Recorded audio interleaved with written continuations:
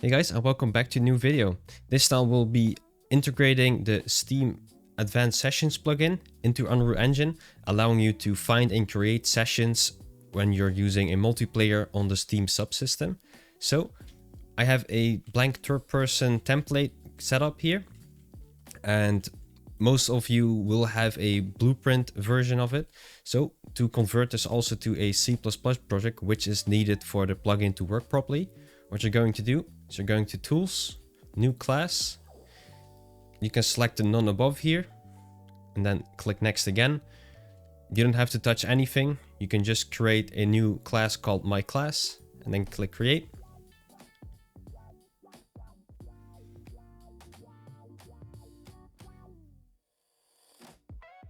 And then after a couple seconds it will be done.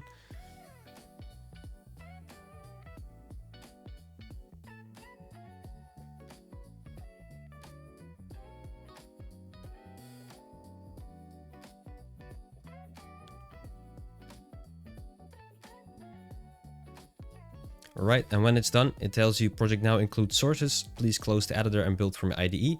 So we're going to click OK. It's going to ask me if I want to edit the code now.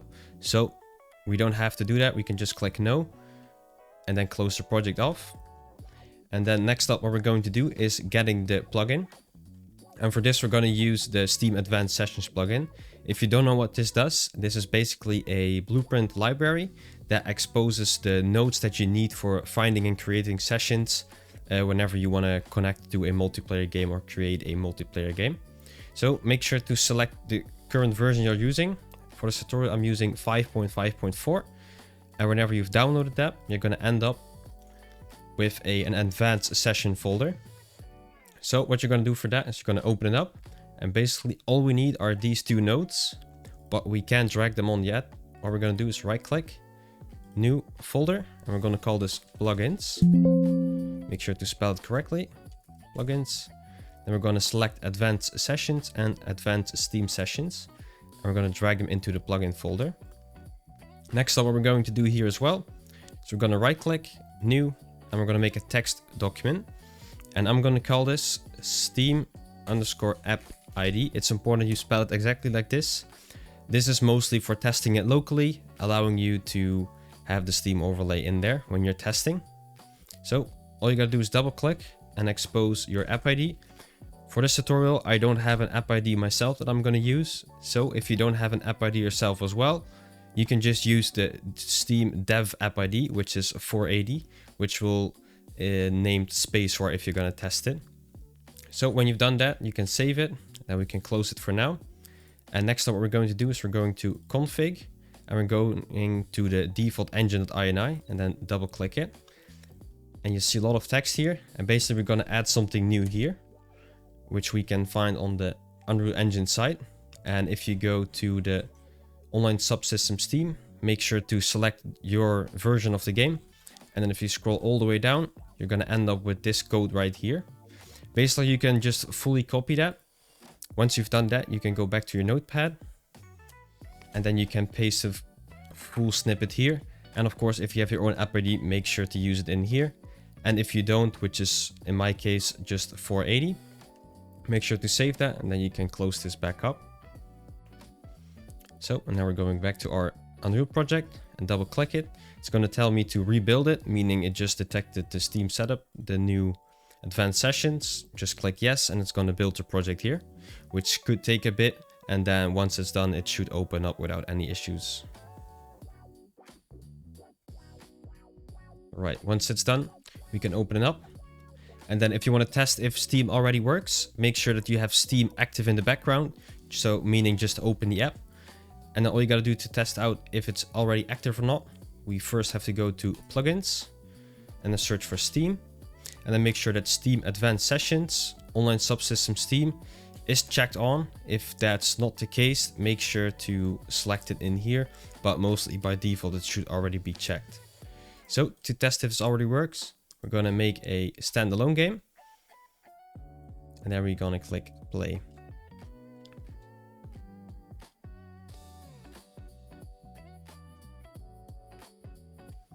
And whenever it opens up, you're going to see on the bottom right, it says access Steam features from the overlay while playing.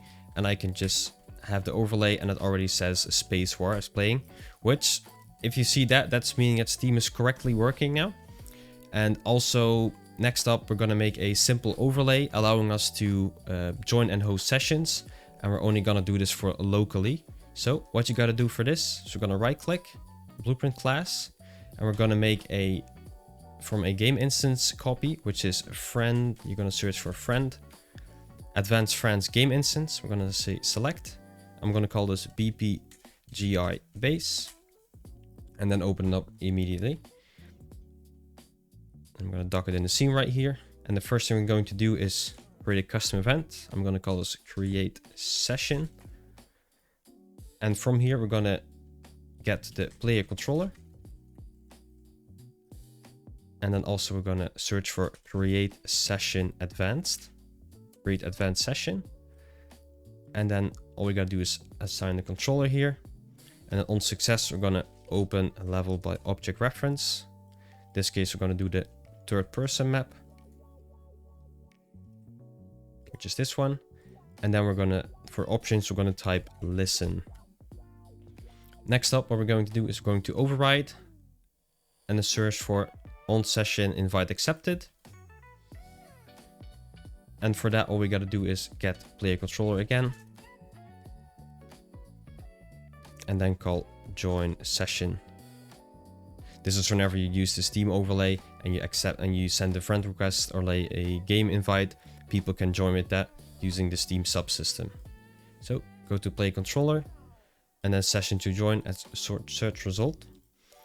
But currently we don't have any menu for creating and searching that. So we're going to make a new simple level. I'm going to call this menu.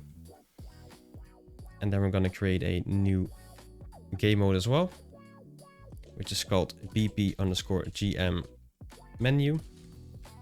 Also a player controller, which creates the widget, which is called BP_PC, short for player controller, and then a menu. And then we're going to create the widget as well. Widget blueprint, user widget, WB_menu. And we're going to open this up. And then we're going to drag in a canvas panel. And then we're going to drag a button in here. And also to know which button this is, we're going to add a text block. And we're going to assign it to the button right here. And then set size to content. And then for the text, we're going to make it black so you can actually read it. And then this should be create session. And then we're going to copy this over again. And this will be join session. Join session. So whenever we want to create the actual session, what we're going to do, so we're going to make sure they are both a variable and then search for on clicked. And then the first one we're going to do, which is the create, is we're going to pass to our previously made game instance, which is a BPGI base. For object, we're going to get game instance. And then we're going to search for the create session node. Okay, and now let's go back to our join session. Do want to make it in the middle here.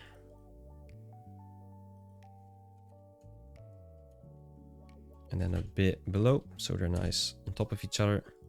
Same for this, making sure it's centered.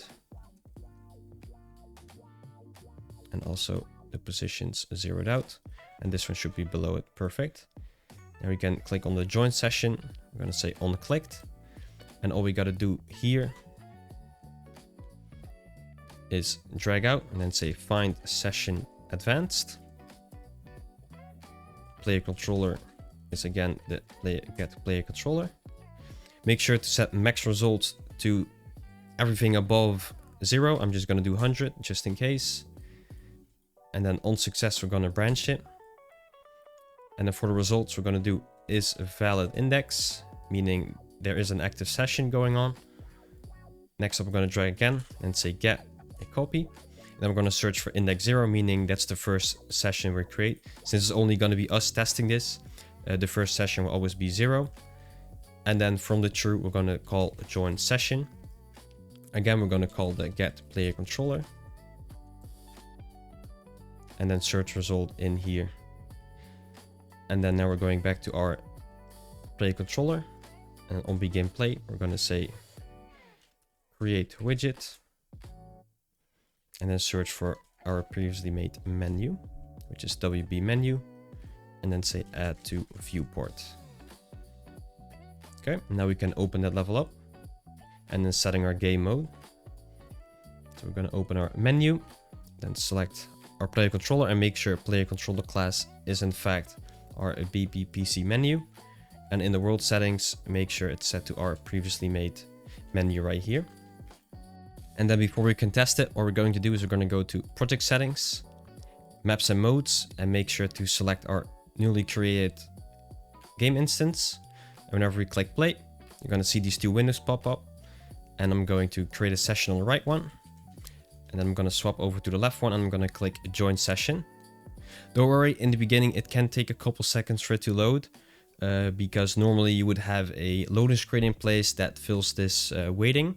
And whenever it's initialized, you're going to see that I successfully joined the session, and that now means our current setup is working. But a small disclaimer, this is only for testing it locally. If you do want to test this with using Steam, you have to package the game and then either use a second PC or send this to a friend that's within the region where you can test the Steam online version with. So, but that's for later tutorials, and we're going to do a more deep dive in for the actual menu creation. And if you have suggestions for this series I'm going to start on multiplayer, do let it know down below in the comments. And I hope you guys like this video, and I do see you on the next one.